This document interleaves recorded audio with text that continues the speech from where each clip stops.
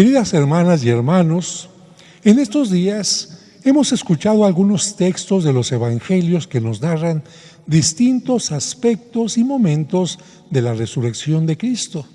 Hoy se nos presenta el de los llamados peregrinos de Emaús, que incluso se ha convertido en un tema musical muy conocido. Por la calzada de Emaús. Bueno, este texto nos menciona que el día de la resurrección de Cristo, el domingo, dos discípulos de Jesús, no apóstoles, cuyos nombres no se mencionan, caminaban desconsolados hacia una población llamada Emaús. Durante su recorrido, conversaban y discutían sobre todo lo sucedido a su maestro. Habían sido testigos de su violenta e injusta pasión y muerte. Estaban, por lo tanto, tristes, confundidos, llenos de rabia e impotencia y desanimados porque su esperanza en que Cristo era el Mesías Salvador se había vuelto pedazos. Bajo esas circunstancias, con una apariencia totalmente distinta a la que conocían, es decir, sin las llagas de manos y pies, les sale al encuentro en el camino y se les une como si fuera un caminante más. Se interesa por ellos, por lo que platican, por lo que sienten. Jesús camina a su lado, los acompaña y los escucha porque sabe que quien sufre tiene necesidad de externar sus emociones, sus sentimientos y además necesita ser escuchado y recibir ánimo.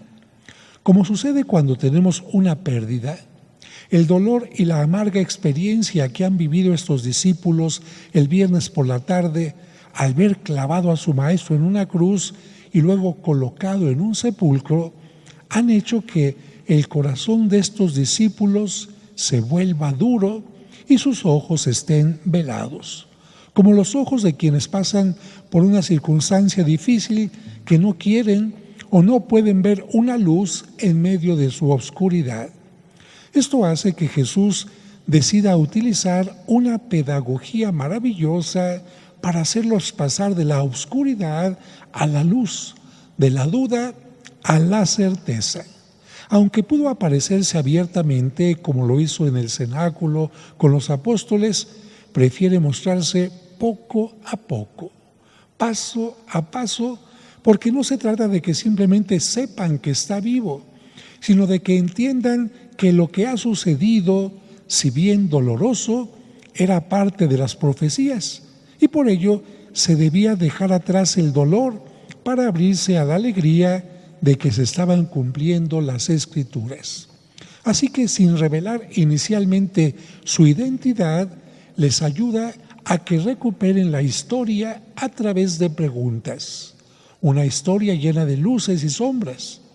Los dos peregrinos reconocen que Jesús era un profeta poderoso en obras y palabras ante Dios y ante todo el pueblo, pero por lo que ha sucedido no pueden creer que sea el Mesías.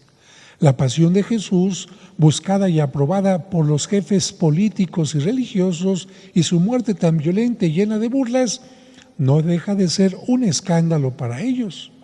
Pensaban que no era posible que el verdadero Mesías pudiera tener ese fin. Se sienten mal por haber creído y puesto su confianza en Jesús. Se sienten defraudados por Él. Por eso dicen: nosotros esperábamos que Él sería el libertador de Israel y sin embargo reconocen algunos datos de la historia que pueden ser esperanzadores porque escucharon que Pedro y Juan fueron al sepulcro y lo encontraron vacío. Se enteraron del testimonio de las mujeres que habían dicho que recibieron un mensaje de los ángeles, pero estos discípulos siguen en su ceguera. Y es que no solamente fue muy fuerte ver al maestro muerto de esa manera, sino también muy difícil de creer que un muerto pueda resucitar. Y más aún cuando sus manos, pies y costado quedaron marcados por los clavos, su frente marcada por las espinas y el cuerpo deshecho por las marcas de los azotes. Y es aquí cuando Jesús interviene y les dice: qué insensatos son ustedes y qué duros de corazón para creer todo lo anunciado por los profetas. Y les pregunta, ¿que acaso no era necesario que el Mesías padeciera todo esto y así entrara a su gloria?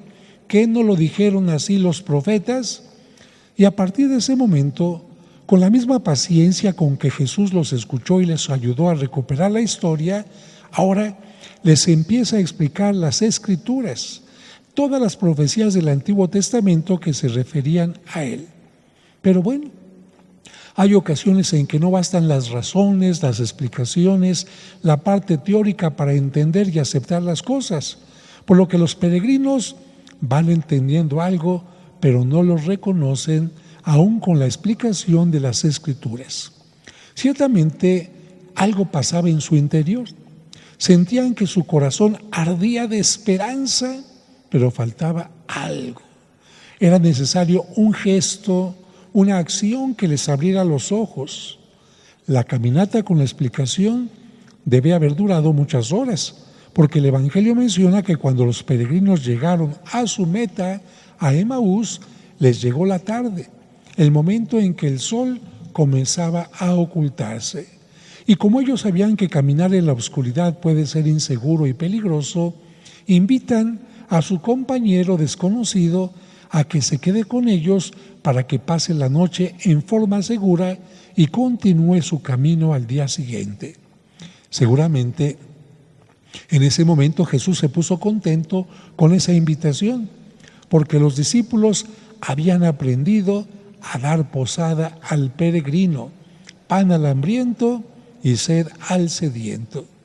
Y aunque los peregrinos habían llegado a su meta, Jesús no, porque su meta era que creyeran en las Escrituras y en su resurrección. Pero ahora no sería con palabras, sino con algo especial que les abriría los ojos del corazón y los ojos del entendimiento. Jesús acepta la invitación de quedarse con ellos y cuando estaban a la mesa hace algo que les ayudará a que lo reconozcan. Exactamente como lo hizo en la última cena, da gracias a Dios por el pan y luego lo parte y lo comparte. Y precisamente gracias a este gesto tan sencillo, recuerdan que Jesús dijo en la última cena, partiendo el pan, tomen y coman. En ese momento se les abren los ojos y los reconocen. Esto los llena de alegría, esperanza, pero curiosamente en ese momento que pasa, Jesús desaparece. ¿Y por qué desaparece Jesús?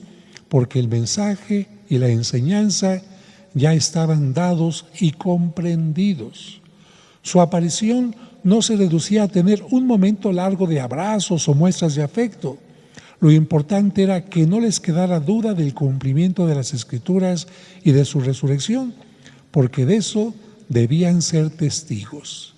A estos peregrinos les queda claro que cada vez que se reúnan a compartir el pan, como Cristo les enseñó, aunque Él no esté en forma visible, estará en medio de ellos como lo está en medio de nosotros. Con esto, Jesús subraya lo que sucede en la Santa Misa. Aunque no vemos físicamente el cuerpo de Cristo resucitado, Él está en medio de nosotros, especialmente a través de la Sagrada Comunión, de la fracción del pan. Por eso, la primera parte de la Santa Misa siempre se dedica a la proclamación y escucha de la palabra de Dios, de las profecías, de la ley de Dios, para que al escucharla, como lo hicieron los peregrinos, podamos nosotros, en el momento de la consagración y comunión, ver a Cristo en medio de nosotros. El Evangelio de este domingo nos invita a abrir los ojos y a reconocer a Jesús que camina a nuestro lado en la vida diaria, en la historia, cuando escuchamos o leemos la Sagrada Escritura y sobre todo cuando parte para nosotros el pan en la Santa Misa. Así podremos decir como los peregrinos de Emaús, en verdad ha resucitado el Señor. Este es nuestro gozo y nuestro anuncio. Finalmente, el texto nos habla de algo muy especial. El día había terminado y las sombras dominaban el camino, y sin embargo, los peregrinos, llenos por la luz de Cristo, se levantan de la mesa ahí en Emaús y sin importar el cansancio que tenían, sin importar que es de noche casi, emprenden el camino de regreso a Jerusalén, porque no pueden esperar en dar la buena noticia a los demás discípulos que se encuentran en Jerusalén. Para ellos ya no hay sombras, sino que hay luz. Así fue como nació la primera forma de evangelizar, el querigma, que no es otra cosa que compartir el mensaje de la buena noticia.